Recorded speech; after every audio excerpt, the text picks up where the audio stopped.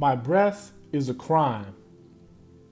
There's 20% of oxygen in one breath.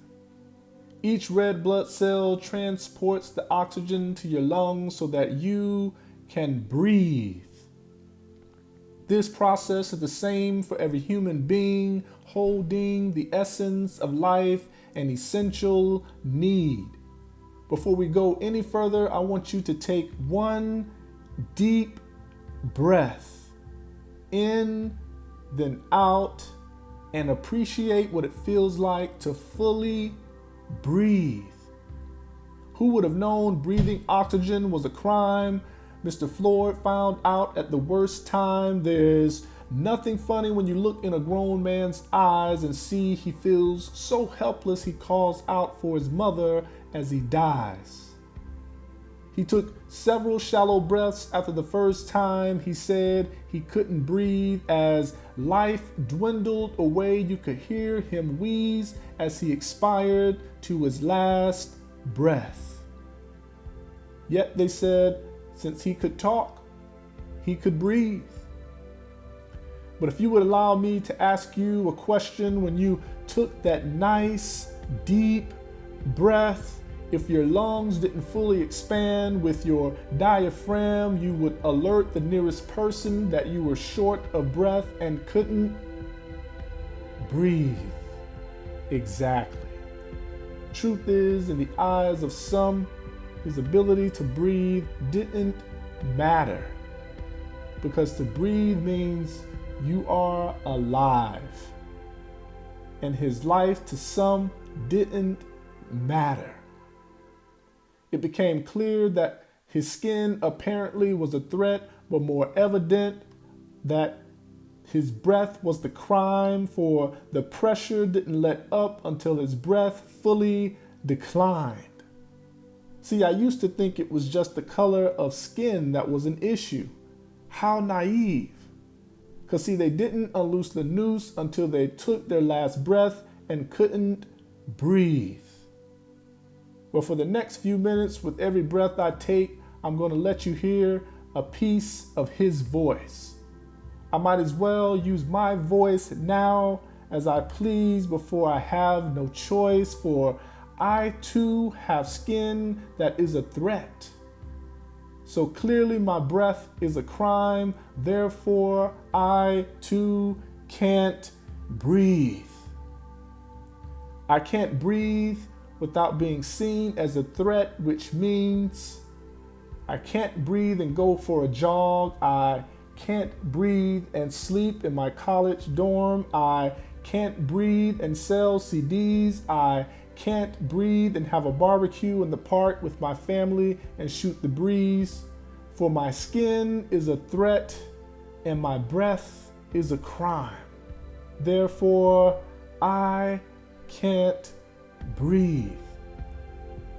I can't breathe and go to church, for one sits and plans my demise. I can't breathe and legally carry a firearm, for any move I make the police may fear I have intent to take lives. I can't breathe and reach for my wallet when asked if I belong here to verify. I can't breathe and work as a therapist, because if my patient escapes with the toy in hand, I'm assumed as a threat and will be shot to no surprise. I can't breathe and be a security guard, because when I catch the criminal, my skin is such a threat that I become the offender.